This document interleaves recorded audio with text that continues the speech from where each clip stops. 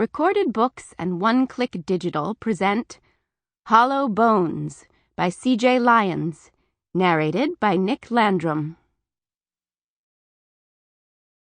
Chapter 1. FBI Supervisory Special Agent Caitlyn Tierney was glad she'd skipped her morning coffee. The adrenaline she mainlined when the Escalade's driver pulled a .45 was quite enough to jump-start her heart. Wide awake now, thank you very much. Have a nice day. "Lower your weapon, Commissioner Schultz!" Sheriff Mona Haldeman shouted from where she stood behind her cruiser, stopped on the other side of the Escalade from Caitlyn's position.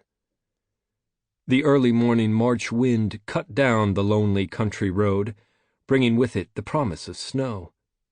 A stray memory flitted through Caitlyn's mind even as she sighted along the barrel of her Glock 22, aiming at the driver.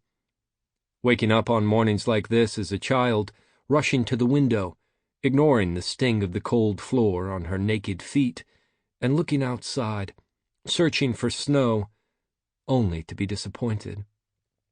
Not by the weather, but by the fact that by the time she reached the window, she'd be awake enough to remember her father was gone.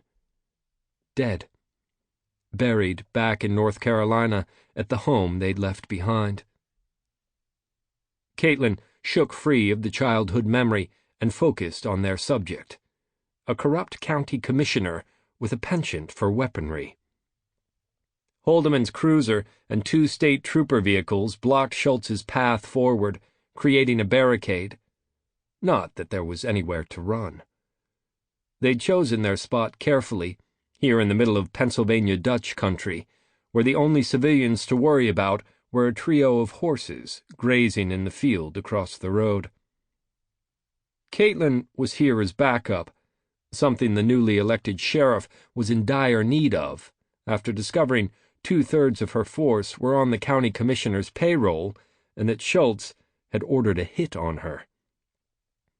When your county's population numbered twice as many cows as people, and most of the people didn't get involved in elections or vote, it made for interesting politics.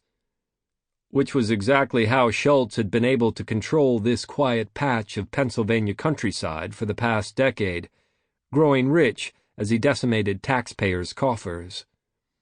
Public corruption was one of the FBI's top priorities.